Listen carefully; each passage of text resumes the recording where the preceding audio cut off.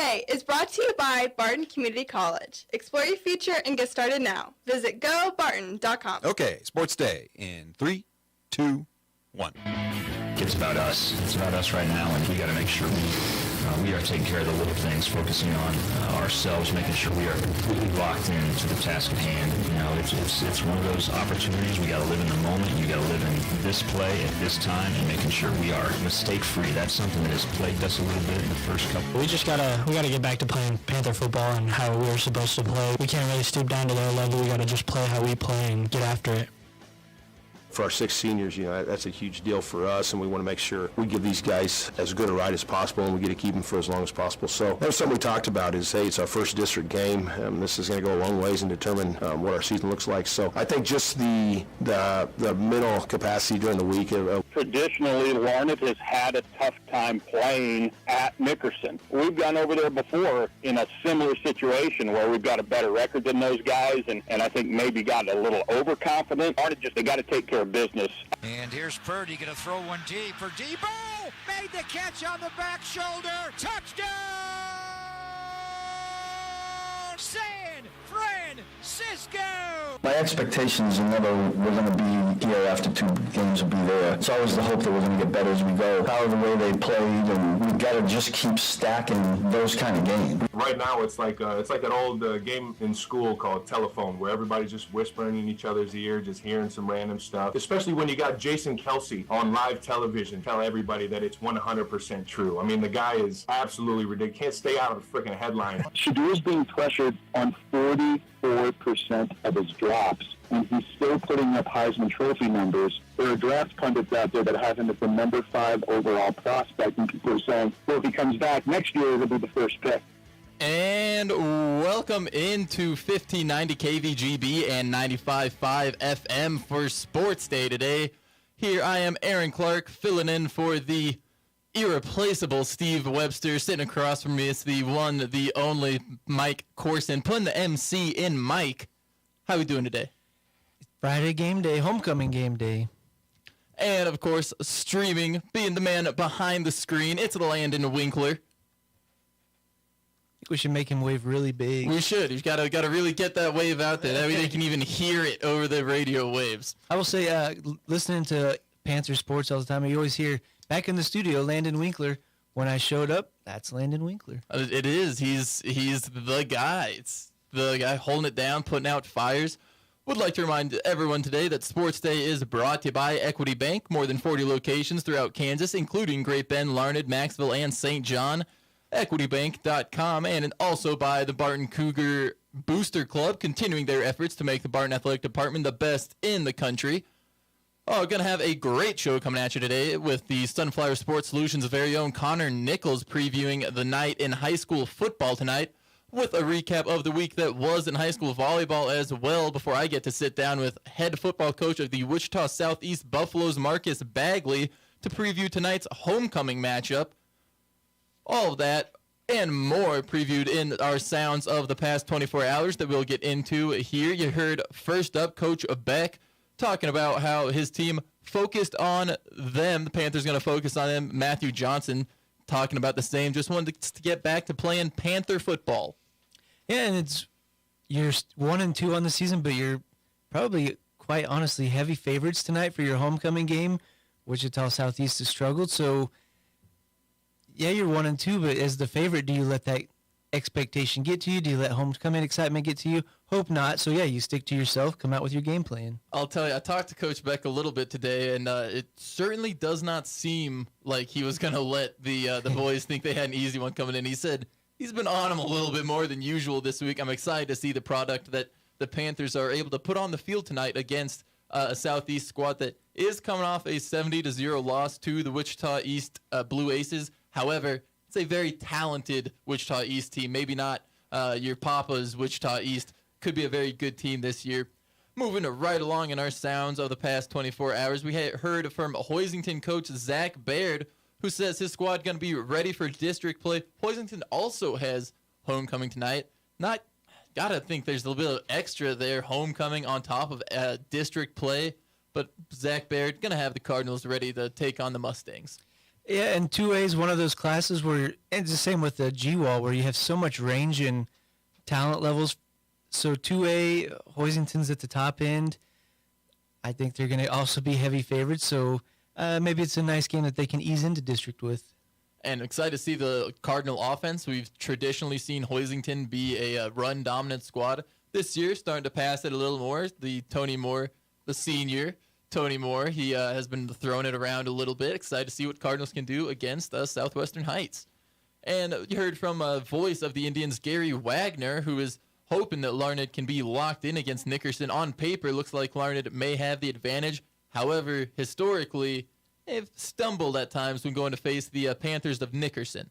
And another one of those teams, maybe 6 years ago, I got to cover some Nickerson playoff football, but that was a drop in the bucket from kind of what they've been. So, once again, Larned, hopefully they can ease into a nice, easy district game. And Larned looking to move to 3-1. Going to be big under first-year coach Brady Keith. Some other games in the state tonight include the rest of the Western Athletic Conference getting their conference play underway as the 2-1 Garden City Buffaloes will travel to Hayes 2-1, coming off of a big loss to Manhattan, where I heard potentially Malik Baugh got a little dinged up in that Manhattan game. I'm very excited to see if we see Malik Baugh playing tonight. And then also Dodge City traveling to Liberal. How about Liberal this season? 3-0, and not just the way Liberal's done it in the past of that old flexbone kind of just run the ball style, throwing it a little bit as Brooks Kappelman, Liberal quarterback, leads the WAC in passing right now. And he's been around for a few years, so you kind of like to actually see kids like that succeed. I go for the West schools and the WAC schools, so also back on the Hayes one, as they beat Great Bend last year. All right, Tony, you're representing Western Kansas. Go get it done for us. And then you hate to see a kid like Ball go down, so hopefully he is back this week. And some other matchups include Cheney at Pratt, as Cheney will look to move to 4-0. Pratt trying to get to 3-1. And another big game in the area as Hutch Trinity comes to Ellenwood. Ellenwood 3-0 for the first time since 1988. Don't know when the last time they were 4-0. Going to have to dig through some Eagles history books, but I'm excited to see if Ellenwood can't keep the momentum rolling. And we've got some Ellenwood listeners that love to update us on that, so hopefully we have to deal with that next week. And Monday we'll be in here asking for when was the last time they were 4-0. I'll be excited to hear some of the chirps from the Eagles over in Ellenwood. And you also heard on the call last night on the 49ers radio network as Deebo Samuel caught a 27-yard touchdown pass from Brock Purdy as the 49ers beat the Giants 30-12. Doesn't look like it was much of a game. It wasn't. The score was a little closer there for times. I did watch the whole thing last night. However, it was never really felt like a game. 49ers had it in hand. The final score does probably reflect accurately how close the game was. I was doing reviews from my trip out west, and TripAdvisor kept reminding me, wait a minute, you've got a slow connection. And as I was trying to watch the game on Prime, didn't happen. It's tough. It's fun to watch the 49ers because Brock Purdy doesn't really have to even make good throws. The 49ers were able to convert a 3rd and 17 on a screen to Deebo Samuel and then a 3rd and 13 on a screen to Christian McCaffrey on the same drive. So when you got weapons like that, don't have to be able to air it out down the field. Speaking of airing it out down the field, though, the Chiefs playing this Sunday as they will take on the Chicago Bears who come to town. You heard from defensive coordinator Steve Spagnuolo, who just wants to see his team stack up weeks. Really haven't seen the defense play too bad, especially this last week. Getting Chris Jones back, pretty big for the Chiefs. Excited to see what they can do against a Chicago Bears offense that has looked dysfunctional, maybe to say the best. Yeah, there's been some turmoil. I'm excited to watch them just because I got to watch them the first week. They lose and didn't get to watch them at all last week. See some of the shenanigans, so I want to see them dominate this week. And I think they have a great chance to. Obviously, getting Travis Kelce and Chris Jones back last week was great for the Chiefs. Now they've had an extra week to get that practice in, get reacclimated to the teammates, and really have just a great opportunity to maybe springboard against the Bears. Also excited to see what the offense does. Chiefs' current offensive coordinator, Matt Nagy, spent a few seasons as head coach of the Chicago Bears. Might want to get a little bit of extra vengeance out against his former team, and someone who's going to be looking to make a big impact on that offense is Travis Kelce, as you heard Kelce talking on the Pat McAfee show about the media circus surrounding his new relationship with, of course, hold on, don't cry. Don't be too sad when I say Ariana this, but Grande or what? Who was it's it? Taylor Swift. No, He's in a relationship no. with your girl, Taylor Swift. However, he also talked about a new potential celebration that he's been wanting to maybe break out. Had to discuss it with the former All-Pro punter Pat McAfee on his show. The thing is if I do get fined now, I'm going to be a repeat offender if I do it again, and it just keeps going up. So I don't know if it's the best financial decision. If you didn't see, Kelsey scored a touchdown and just booted one up into the stands. So McAfee had plenty of criticism for how he held the ball where he kicked it. But the observation is if Taylor Swift is invited to this game, she's going to be set in suite level. Can Travis kick it up to the suite level? And is she beast and professional enough to one-hand it while she's holding the microphone? I say it's an optical illusion. If you've ever been down on the field, this is why Uncle Rico thinks he can throw over the mountains. They're right there. Well, I don't think Travis Kelce can kick it to the suite level. I'm not saying Kelsey can kick it to the suite level, but you better believe Uncle Rico could have thrown it over the mountains. We put some respect on Uncle Rico's name when I'm the host of this boat, or the captain of this boat, host of this show. So the smart thing Kelsey says is it's a bad financial decision. The good news is McAfee has said his show will cover any fines, and so Kelsey says it is game on. He's kicking the ball. Might end up being all right. And rounding out our sounds of the past 24 hours, you heard from ESPN's Jesse Palmer as he was talking about the Colorado Buffaloes quarterback Shedeur Sanders, who has skyrocketed up several NFL scouts. He's believed to be potentially the 5th overall prospect in this class, with some of the talent of quarterback up top with Caleb Williams, or USC's Caleb Williams, and North Carolina's Drake May. Sanders being in 5, high spot. If he stays in school, could be the number 1 pick next year. And I honestly don't remember this much hype about a team. It's the one team that I have watched every game thus far. You had the disrespect from Vegas with some crazy spreads in the first couple weeks. Kind of flipped the other way last week, so when they went in double overtime, they were supposed to win by a few touchdowns. This week, they're back to being 3-touchdown dogs, which kind of makes sense with Hunter being out. But I know you had a cut in there that we didn't use about the culture, kind of like the Fab Five at Michigan. Sanders, I like you get a dirty hit on his player. He runs down the field as the quarterback, gets up in the kid's face.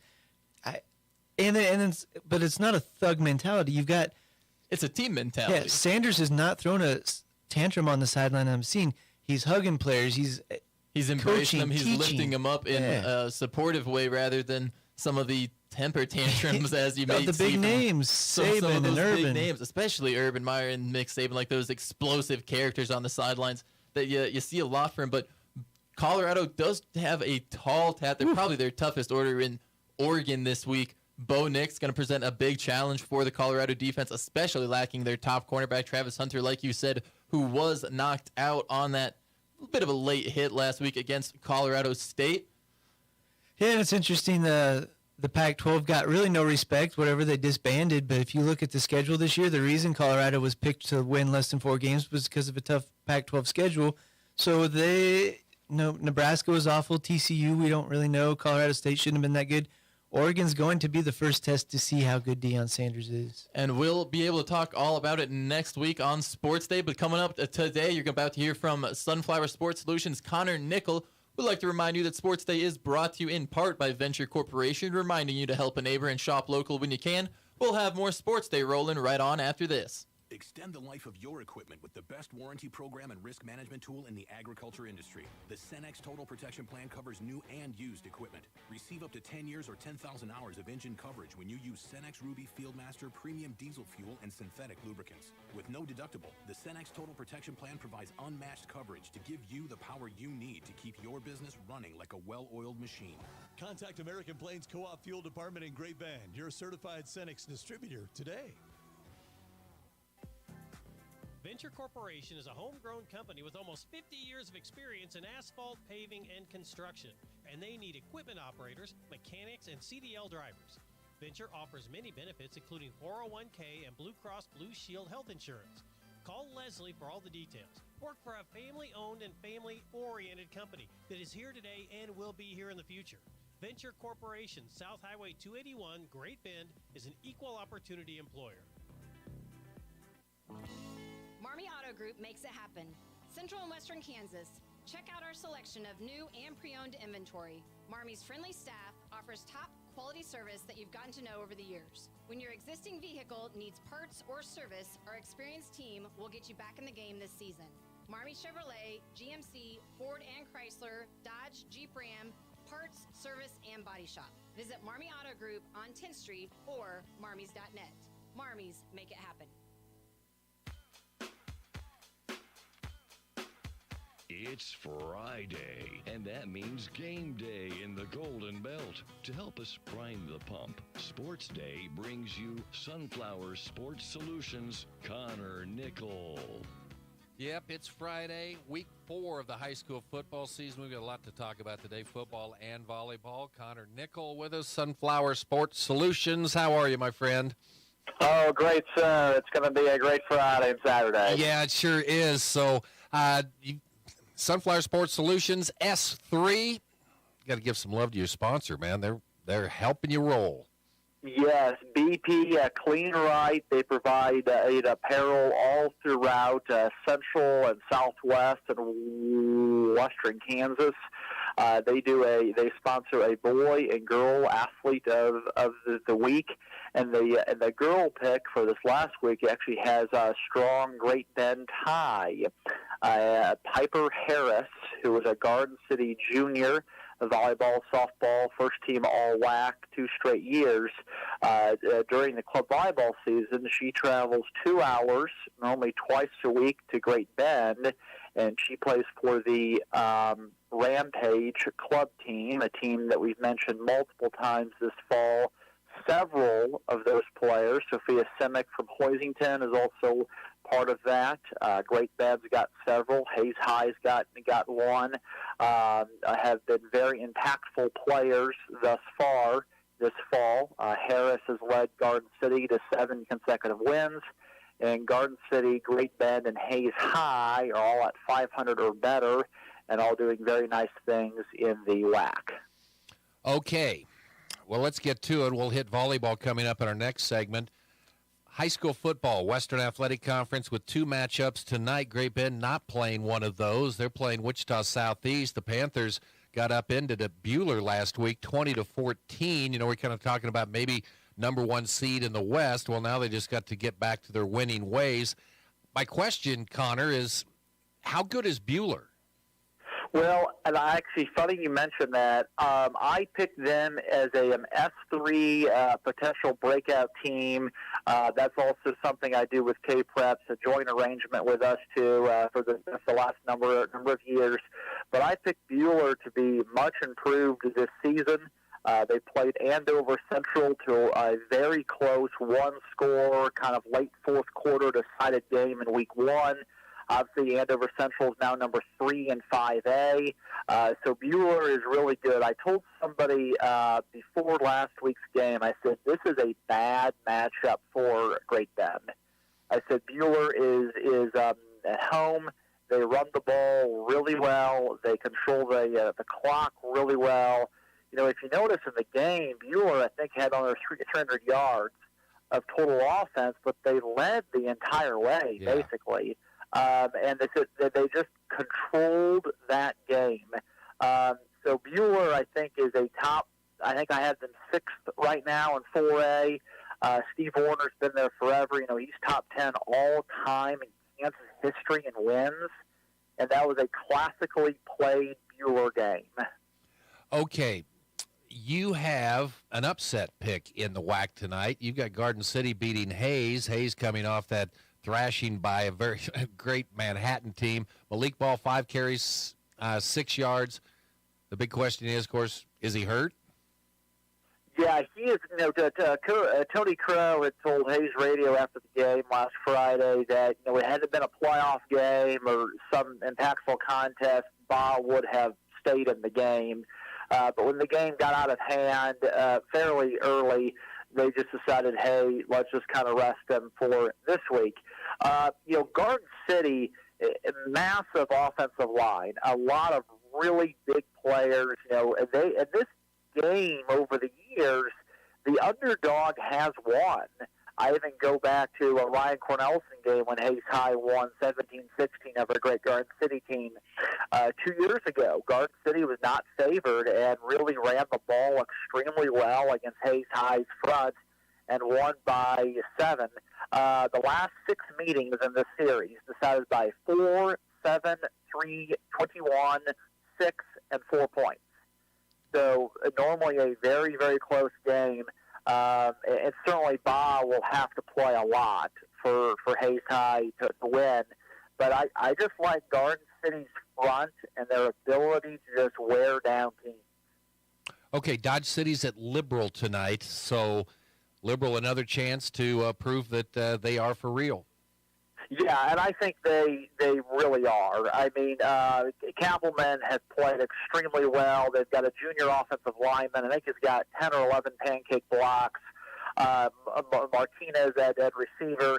Dodge has not been overly great offensively this season. The Redskins certainly have been. Again, I think Kappelman may be a first-team All-State 5A quarterback when the season's over. I mean, I really think he's that good. And if you look at kind of 5A overall, obviously you've got the Blue Valley Southwest kid, but then you probably have Kappelman as probably your 2 best 5A quarterbacks at this point. And I think that the Redskins win. I'll say this, and I even wrote this week. I think every WAC team takes a conference loss this year. I think that the conference is so balanced. You could rank them in several orders, really. I think that Dodge would probably be number 5 on most people's ballots, but I think those other 4 teams, you can kind of, rank them in several ways. Again, I think this is the closest the WAC has been in a really long time. Connor Nickel with us, Sunflower Sports Solutions, S3. We have a couple of games in here in our area tonight. The one that just has me intrigued is Victoria, 2-1, taking on Central Plains, 3-0, classic 8-man rivalry game. How do you see this one tonight, Connor? Yeah, I think this should be a really good contest. I do give Victoria the edge here, mainly because how they have played on defense. They have not moved the ball like they have in some previous years. 6.4 yards per play. Normally they're up around 8 or 9, but they've only given up 3.4 yards a play. And obviously they took that loss to Kinsley. They only gave up 260 yards, about 5 yards a play, against a Kinsley team that has been extremely explosive in the last two games. So while the Knights are not maybe as great at certain skill positions as they've been in past years, that line, Huser up front, Schween, I just think that Victoria's line is going to be, one of the best strengths for not only them, but for this class all season long. And one coach told me here in the last 10 or 12 days or so, they said, Victoria is the best front in 8-man Division II West. And how we stack up with that front really gives our team a good understanding of how we're going to do in, other games. Central Plains has been a great team, a nice win last week. Obviously, I picked them several times this year, but I just think that Victoria grinds out a win here. Okay, and we're going to get to rare 3-0 starts. One of those happening just to our east. Ellenwood, 3-0 for the first time since 1986, trying to get to 4-0 tonight against a Hutch Trinity team that comes in with a record of 1-2. So that means Ellenwood's just going to roll to an easy win tonight, right? Well, I think Ellenwood is very aware.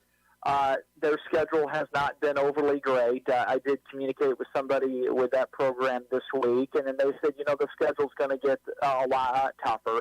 However, let's focus here on the positives, and there's a lot. Defensively, Ellenwood right now is number 1 in 1A in scoring defense. They had 3 players last week with 12 tackles or more against the Stanton County team.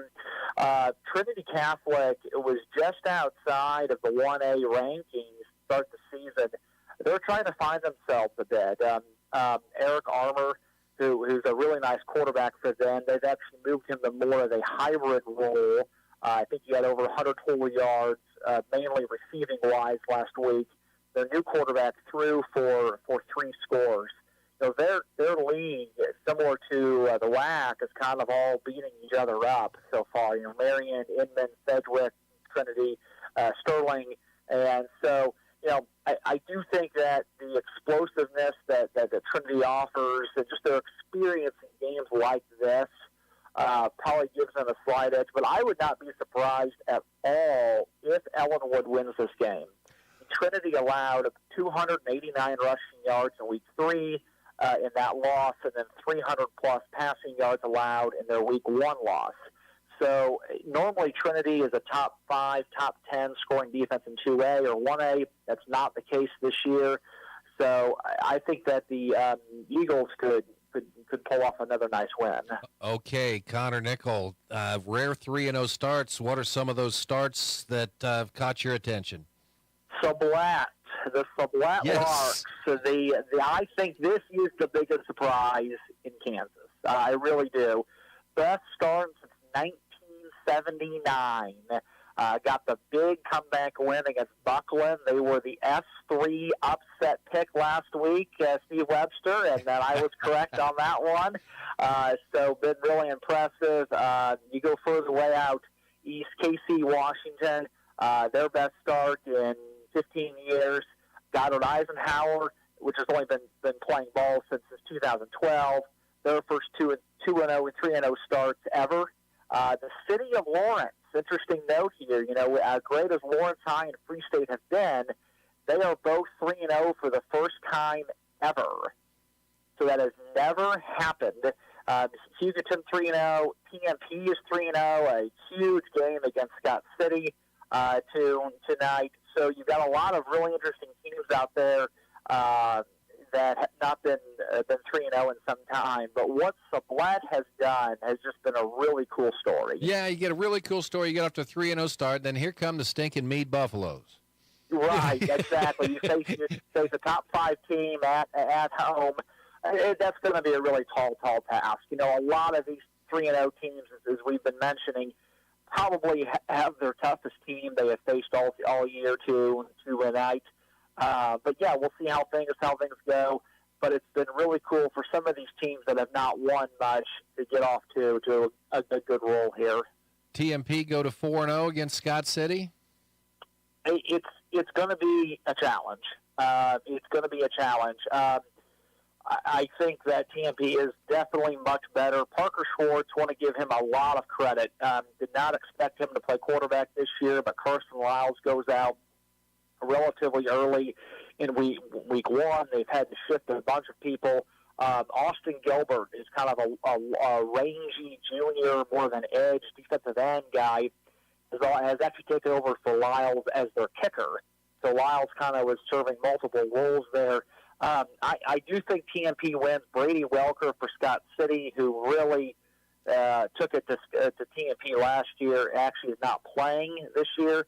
I think TMP, again, is very, very well coached. Their offense is much improved. But having Parker Schwartz step in and play well at quarterback with Shoemaker in the backfield has really helped out TMP. Connor Nickel bringing it on Friday. We're going to come back. We're going to talk high school volleyball. That's next here on Sports Day. Community bankers should actually know your community. Hi, I'm Zach Stride, commercial lender for Equity Bank. As someone who lives here, I know many of you, and I know what's important to you. I've been in the industry a long time, and I've helped many navigate through financial challenges and lead them to financial opportunities. I believe that people bank with people. I'd like to invite you to stop by one of our region's 5 locations and meet our friendly, helpful staff. Let us show you our commitment to serving you and our communities. At Equity Bank, we're right here beside you. Member FDIC. Attention high school seniors, the time to think about that next step is right now. Get everything set up in a few hours at Barton Community College's Senior Day on November 8th.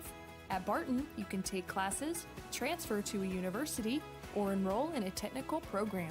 Did we mention we have $6,000 in scholarships up for grabs? Sign up online now through November 1st at seniorday.bartoncccc.edu to attend.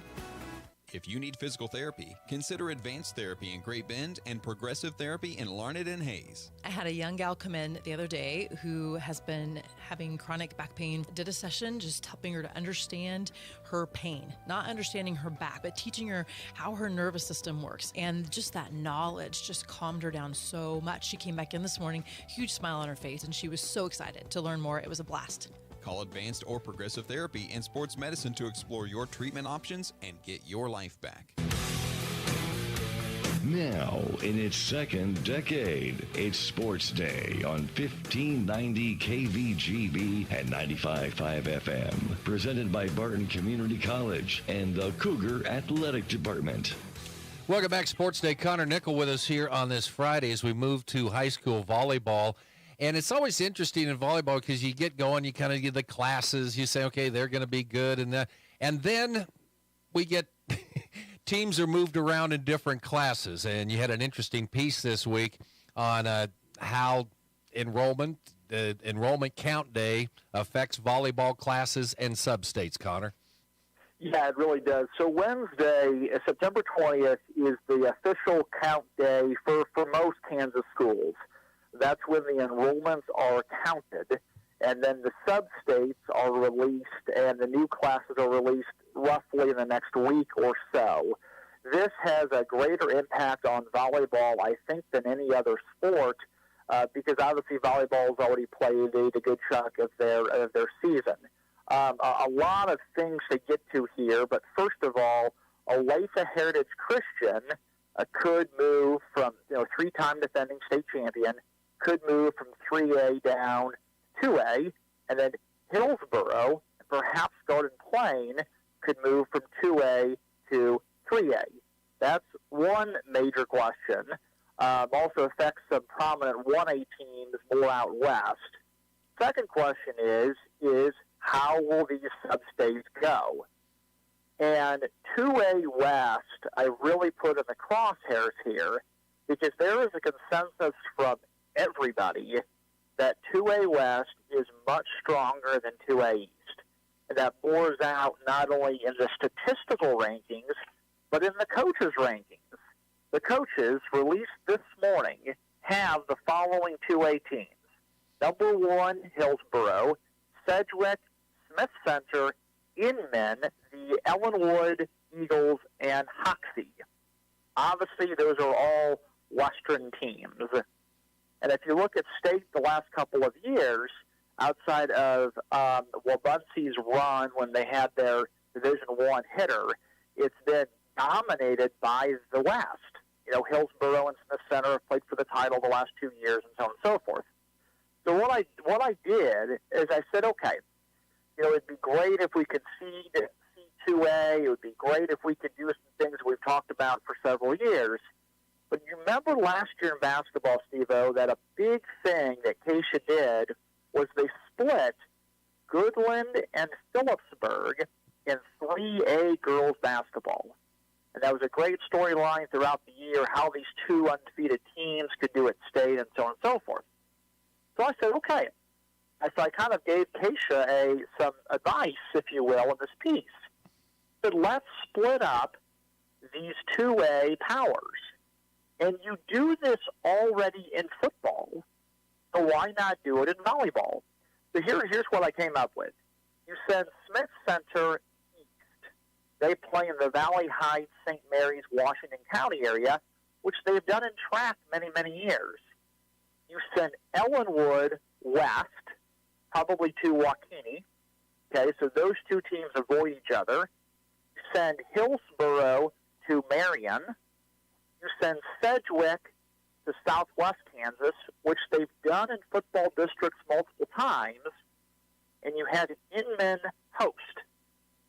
And then you send Garden Plain, as the state normally does, to southeast Kansas to your West Elk, Blue Stem type of place. And all of a sudden, you have solved this problem completely. And I ran this by several coaches and a similar proposal for 3A and 1A, and they were like, honestly, Connor, this makes tremendous sense. So, obviously, Ellenwood's the most affected team here as far as Golden Belt teams. But there's a lot of coaches who are nervous of how this is all going to turn out. And Coach Maxwell told me this summer, and it's in the story, he's actually coached his girls on what to do when they read the sub-state names. Do you have a champion mindset, or do you have a defeated mindset? And obviously, if it's Ellenwood and Smith Center in the same sub-state again, what's your mentality and mindset with that? So, what do you think? Think they'll do it? Well, it was apparent that last year I proposed very, strongly in a piece that they needed to split up Hillsborough, Sedgwick, and Inman. Because those three teams at this point last year were something like a combined 60-1. And they put Sedgwick and Inman together, and they split up Hillsborough. And obviously Ellenwood and Smith Center were together. I think it would make great sense. I don't think that's all going to happen. But I will say this. I do not think that Ellenwood and Smith Center should be in the same sub-state. Yeah. It makes perfect sense to send one way and send one the other way. Sending Smith Center east, again, they do this in a lot of sports. It would make complete sense on so many levels. Okay, Connor Nickel with us here. A few more minutes. Any other volleyball tidbits for us on this Friday? Yes, there are 5 undefeated teams right now in Kansas high school volleyball. Bay South, Flint Hills, Sedgwick, Blue Valley North. Actually, Flint Hills lost on Tuesday. So, Bay South, Sedgwick, South Korea, Blue Valley North, and the Redskins of Little River. And they have the longest current winning streak in Kansas, 25 straight matches. Interesting note on Blue Valley North, who's now ranked nationally. Their setter is Trent Greens, former Chiefs quarterback. It's his daughter. Well, I guess that's what you get. You got to get those kids that their fathers are professional athletes. That always helps, right? It certainly does. Do that, and then get a coach's kid on there, and then you get something really going strong right there. So, let's see. The volleyball rankings. You said you got a peek at them this morning? Yes, I did. Ellenwood right now is number 5 in 2A. Those were released roughly 2 hours ago. And one thing I want to mention is I saw some film, too. We talked about Widener and Moore, and they've got a freshman who's really serving well. Ellenwood's serving numbers this year are fantastic. I mean, statistically, they are really good. It's up their serve ace rate, 12% last year, which is solid, to almost 20% this year, which is amazing. And they're doing that line drive serve a lot. They've really done a lot of positive things. So again, the Eagles are really rolling. Great Bend just outside of the 5A rankings. I did kind of ask why to somebody who would know, and they said that the strength of schedule for Great Bend, comparable to some of these other 5A powers, is the coaches see that and they're just like, they're not quite there. However, Great Bend is 14-1. You want to make a quick note on Tara Feist. Tara Feist, 160 kills, hit 134 last year, 87 kills, 415 average this year to lead the Panthers. Again, I am really impressed with Shelley Duval's team. I believe they're 14-1 right now in that ballpark, and really having a great season. Connor, enjoy your Friday. We'll talk to you next week. Certainly, Steve-O. Thanks again. Connor Nickel, the one and only Sunflower Sports Solutions, S3. Just a wealth of knowledge, and we appreciate him coming on Fridays here on Sports Day. That's brought to you in part by the Marmy Auto Group on 10th Street in Great Bend. Advanced Therapy in Sports Medicine, get your life back. And by Next Tech Wireless, experience wireless built by Kansans for Kansas. Coming up next, Aaron Clark talks with Wichita Southeast football coach Marcus Bagley From here the on Mayo Money Sports Day. Management Studios, 1590 KVGB, Great Bend, and 95.5 FM K238CK, Hoisington. Hey everyone, this is Cole Wright, voice of the Barton Cougars. Attending sporting events for Barton Community College is great, but did you know you can support the athletic teams even further by getting involved with the Cougar Booster Club? The Boosters help with fundraising for equipment and facility upgrades to give Barton athletes every opportunity to keep succeeding at the regional and national levels. Join the Cougar Booster Club as an individual or business. Call 620-792-9377. Become a booster today. Go Cougars. When it comes to car maintenance, it's good to know a local guy that can get things done. The Eller family has been in the auto repair business in Great Bend forever. Greg Eller continues that long tradition of helping people. Eller Automotive Repair specializes in wheel alignments, oil changes, and general maintenance for all makes and models of cars and small trucks. Open 8 to 5 Monday through Thursday, 8 to 4 Fridays. Eller Automotive Repair at 915 Morton, right behind Great Bend Appliance, Furniture, and Sleep Source, 10th and Morton. Community bankers should actually know your community. Hi, I'm Sean Powelson, president of Your Local Equity Bank. As someone who lives here, I know many of you and I know what's important to you. I've been in the industry a long time and I've helped many navigate through financial challenges and lead them to financial opportunities. I believe that people bank with people, so I'd like to invite you to stop by one of our region's 5 locations and meet our friendly, helpful staff. Let us show you our commitment to serving you and our communities. Because at Equity Bank, we're right here beside you. Member FDIC. What day is it? It's Sports Day on 1590 KVGB and 95.5 FM. Brought to you by Barton Community College and the Cougar Athletic Department. And welcome back into Sports Day on 1590 KVGB and 95.5 FM. I am Aaron Clark here, sitting down today with head coach of the Wichita Southeast Buffaloes, Marcus Bagley. Now, Coach, we're going to go ahead and get right into the football today. Coming into this game with a 1-2 record, can you tell me a little bit about your team so far this year? We've been working hard, man. We're 1-2 right now. Coming off of a 2-game losing streak, looking to correct that this Friday. And I see here you've had a little bit of a Wichita directional season so far this year with a win over Wichita North in Week 1, then losses to West and East. Getting to play Wichita in Wichita schools like that, is there a little bit more competition, or how do you get prepared for an inner Wichita matchup? Yeah, it's a lot more competition, and there's a lot of familiarity there. A lot of our kids, they've either played against each other since they was in Little League, or some guys were on our team last year who may have transferred, or their parents may have moved, so they went to another school. So we're familiar with those guys. So it's a lot of competition for sure. And now, talking about having kids transfer from your school to another school like that, a problem Great Bend really doesn't have. How often do you lose kids to the other schools in Wichita, and how does that factor into your game plan year to year? It doesn't happen too often. So, I mean, the guys that show up for us, we just make sure we coach them up, each and every day and throughout the summer, throughout the off season. So whether they leave us or whether they come to us from another school, we treat them all the same. Just make sure we coach them up, make sure they get an understanding of what we're trying to do, offense and defensive-wise, and then we just go from there.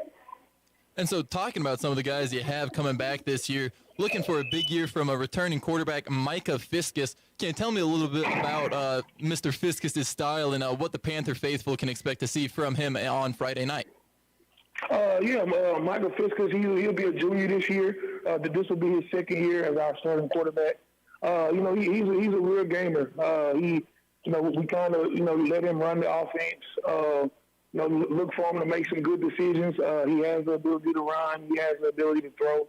So we're just trying to make sure, we keep him protected as far as up front and, just give him the ability to make plays.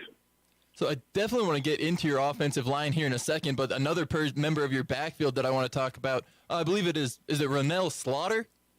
Yes, sir. Ronell Slaughter. Ronell Slaughter seems to be a heck of a running back for you guys, and with a last name like Slaughter, kind of fits the bill. What can you tell me about your guys' workhorse back there? Yes, sir. His name definitely fits the bill.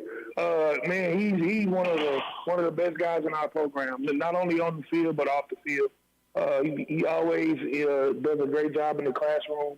He's a true leader, and on the field, it's the same way. He's a true leader on the field. He's a workhorse. We really lean on him to carry our offense, and we're looking for him to have a big game this Friday. And moving it to the offensive line now as a little bit. I see there's your right tackle, Ryan Slaughter. Is that a relation, a brother, or how's it work in there? Yes, sir. He's the younger brother of Ronell Slaughter, and even though he's a freshman, he really works hard, and he's earned that starting spot. Well, and I see here he's a little bit bigger than his older brother. Must be a fun dynamic for older brother to get to run behind the younger, bigger but younger brother. Oh yeah, it's very exciting. They each and every day at practice, they always getting each other hype, always challenging one another. And then Ryan also plays defense, so during that time at practice when he's on defense, he really tries to get after his brother. It's a pretty fun deal. And so just before we switch over to looking a little bit at the defensive side, I see also at left tackle there you have, I guess you have two more seniors along the offensive line, the center and the left tackle. But Jordan Mewborn, 6'1", 312 is what we have him listed as. That's a big boy over there on your left side. Yes, sir. Yes, sir. He really can fill it up as far as size. And I think he's actually a little bit closer to 6'2" than 6'1". So, I mean, he has the size. He has the aggression. We look for him to anchor that offensive line along with Elliot Merton, who's our other senior center. They both started for us the last 2 years. And we really lean on those guys to protect Micah and to open holes for Ronell. And so this is Aaron Clark sitting down with head coach of the Wichita Southeast Buffaloes, Marcus Bagley, flipping it over to the defensive side of the ball. You have a returning starter, Quentin Webb, at defensive end. Heard a lot about him. What can you tell me about Mr. Webb and what he brings to your defense? Man, he brings a nasty physical attitude. You know, we really lean on him to set the tone up front and to put pressure on the quarterback as well as anchor us in the run game. So we're looking for him to have a big game this week and to really get on track this season. He hasn't had the best start to the season as far as numbers-wise, as far as sacks and things of that nature. So we're looking for him to get on track and to really push his senior season to the next level. And then I believe you had some returning starters who were a bit of a ball hawk, some returning members of your secondary with interceptions last year. What kind of depth do you have in that secondary right now? We got a lot of depth. We also got a lot of young guys in the secondary, as well as our linebacker group. It's led by Elijah Dixon and Lionel Sweet on the outside at corner. So those guys kind of anchor our defense on the back end. Elijah Dixon in the middle as our middle linebacker. He's really a true leader. With his aggression and his just ability to get to the ball is what you guys can be expected to see this Friday. And so just kind of looking at a wider scope of lens at your football team, what style of play do you come in with? Are you a spread team or a power running? What can we expect to see on offense there? Offensively, we're an RPO spread team. We utilize the pistol. We get into some different spread formations. And then defensively, we're a bit of a 4-3, or maybe you can say we're a 4-2-5 hybrid. You know, we do have three linebackers, but sometimes we remove that guy, and he can become a fifth secondary guy. And so, I mean, defensively, like I said, we're more like a 4-2-5 hybrid defense. And that's kind of what I was hoping we could shift into talking about, because I've seen you guys have some versatility on that defensive side. What benefits does being able to flex from the true 4-3 into that kind of 4-2-5, maybe a nickel look? What does that do for your defense, and why do you like being able to do that? Well, I like being able to do it because it gives us the ability to put our athletes on the field. Here in Southeast, we're not blessed with a ton of size, but we're blessed with a ton of athletes. So being able to shift from that 4-3 to a 4-2-5, or even sometimes we may go to a 3-4, depending on who we're playing and if that fits the scheme that week. But it gives us the ability to put those athletes on the field and to let them play. All right, Coach, wrapping up our interview here, what are your final thoughts heading into this game this Friday against Great Bend? I'm looking forward to be a dogfight. I'm looking forward to us coming out there, taking that 2-hour road trip, coming to compete. Looking at them on film, we know they're big, we know they're physical. So our guys, they know what mindset to come with. We coming to work, we coming to compete, and we coming to have a good game. And that is head coach of the Wichita Southeast Buffaloes, Marcus Bagley. Coach, good luck this Friday. Thank you. I appreciate you, Aaron. And we'll have more Sports Day right after this.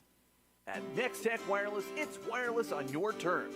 You pick a 36, 24, or 18-month agreement and get a device on us like the iPhone 14 or the new Google Pixel 7. Stuck in a contract with your current provider? Switch now and get up to $1,000 per line. For more details, stop by your nearest NextTech Wireless location today or call or text our customer care team at 877-621-2600. NextTech Wireless, home on the range. Barton Community College helped me get a jump start on college with early college opportunities. With Barton's help, I earned my degree at the same time I graduated from high school. You can take classes on campus, online, and even at your high school with teachers you already know. With tuition rates starting at $50 per credit hour for select Kansas high school audiences and scholarship opportunities, it is easier than ever. Barton Community College helped me get one step closer to my dream, and it can help you too. Learn more at highschool.bartoncccc.edu. It's Sports Day on 1590 KVGB and 95.5 FM. Presented by Barton Community College and the Cougar Athletic Department.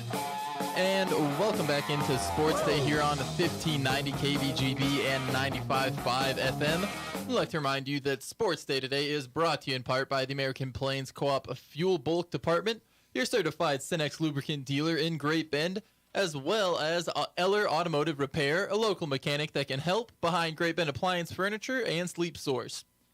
Would also like to take this time to give you a brief update on what the Great Bend Panther Booster Club has planned for tonight. They're going to be beginning their home game raffle, football package raffle that includes 4 Kansas City Chiefs tickets and parking passes to their October 22nd game at Arrowhead. There's also a cooler donated by Hogmeyer Seed filled with Booster Club swag, or filled with Great Bend swag provided by the Booster Club. The opportunity to purchase 1 ticket for $5 or 5 tickets for $20 starts tonight, continues through the September 29th home game, and will conclude October 20th at the end of the third quarter drawing, or at the end of the third quarter of the October 20th game for the drawing. And also for homecoming tonight, the Panther Booster Club will be selling 50-50 raffle tickets. All proceeds go to feed athletes of all sports during their away games for the 2023-24 season. So Booster Club, lots of raffles to enter in. That Chiefs one sounds pretty good. 4 tickets with parking passes. Of course, and you got a little bit of more of on the homecoming events coming at us today. Yeah, the kids are going to be getting out of school here at about 2:30. Homecoming parade down Main Street at 3 o'clock. Get on over to the high school for the band chili supper in the Commons area from 5 to 7. They will crown the homecoming court before the game, 6:30, and then kick off at 7. Should be a good one. We've got plenty of Panther sports here rolling. Also have an update. I believe we got dedicated listeners here on Sports Day. You can ask a question in your opening segment about when the last time the Ellenwood Eagles were formed, and by the end segment, you have your answer. What do you got for us? So Larry Dries has been helping us out with stats. I know he's a historian over there, so he's the one that provided 86-87 was the last time they were 3-0. Steve Richter over at the Rec Center over in Ellenwood, big follower, so lets us know that 86-87 team was 7-0, and they ended at 7-2. So we've got a ways to go. We're still covered under the 86-87 banner.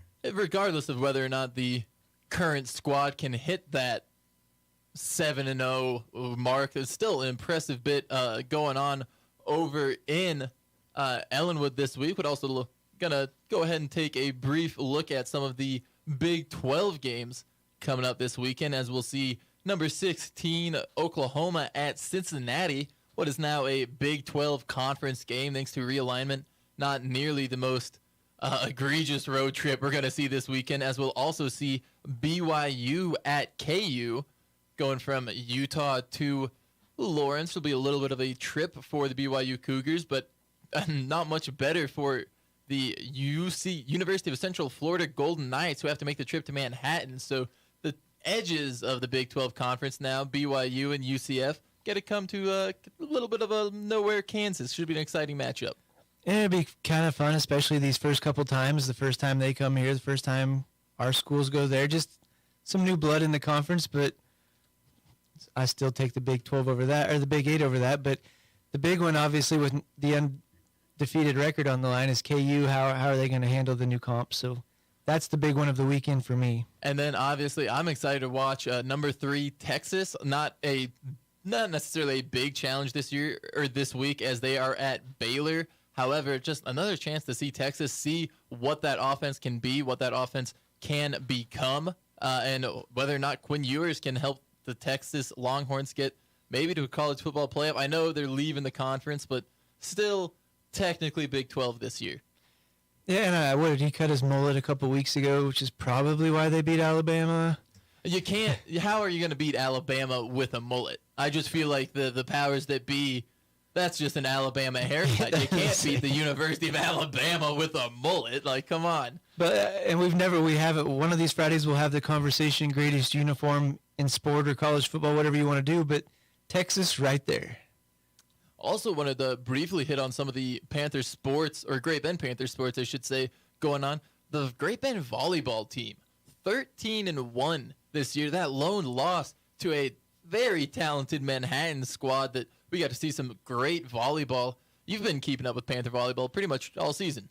Yeah, crazy. I think eventually they'll make it into the rankings. 5A must be really tough, but 13-1 is hard to achieve at 5A. So they went on the road Goddard last night, got 2 more 2-set wins against Goddard and Hutch. And both of those schools are down a little bit from where they have been, but have been good teams in the past. So of 13 Great Bend wins, 12 of them have come in 2 sets. One of them was a solid 2A school, that Jeffco North, that went 3 sets, and the Manhattan match went 3 sets. So and that was a back and forth one that really Great Bend could be sitting at 14-0. It really could. And do you know how this compares to where they were at last year, just off the top of your head? I don't off the top of my head. I know roughly 500, and I think it played out close to that all year. So 13-1, I'm telling you what, you don't see it. We've gotten spoiled by Ellenwood, Central Plains, Little Rivers, undefeated, one of the 5. But to have a 5A school at 13-1 that's no small task. And taking it out to Barton, we saw Barton men's soccer have a very successful week this past week. And for the 3rd time this season, the 7th-ranked Barton men's soccer team has swept the Jayhawk Conference Division Player of the Week awards, as freshman forward Maxence Voyner and netminder Dennis Botcher were awarded for their Week 5 performances. The duo helped the Cougars to a perfect week, knocking off unbeaten 3rd-ranked Cowley 3-1 this past Saturday afternoon. And now Barton heads to Seward tomorrow. So Cougars, I should say, get a little too excited for the homecoming events. But Cougars soccer rolling along this year. It's remarkable how tough that conference is. There's no nights off, and it's just out here floating in the middle of the United States. Not your typical soccer hub, but seems like all the nationally ranked teams are out here. And Barton volleyball having a very successful season as well. Currently hold the top spot there in the Jayhawk Conference for volleyball, as we are just getting ready to wrap up. Corson, you going to go out to the parade today? Yeah, I was going to say, September, you never know what you're going to get. It can be mid-80s today. Well, and it was looking a little cloudy this morning, like we might get some rain, but it does look like the rain clouds have passed. The sun has come out to shine, and looking like it's going to be a great time for a parade. I don't know if Landon's going to bust out the trumpet. You plan on heading out? Going to get to the parade today? I'm not going anywhere because I have to be here for the games. Oh, he's got to work. He does. He has to be here making sure he's got to clean out up fires before they can even start.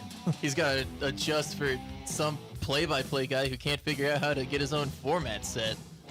As we will hear from all of us next Monday to recap the weekend sports here on Sports Day on 1590 KVGB and 95.5 FM.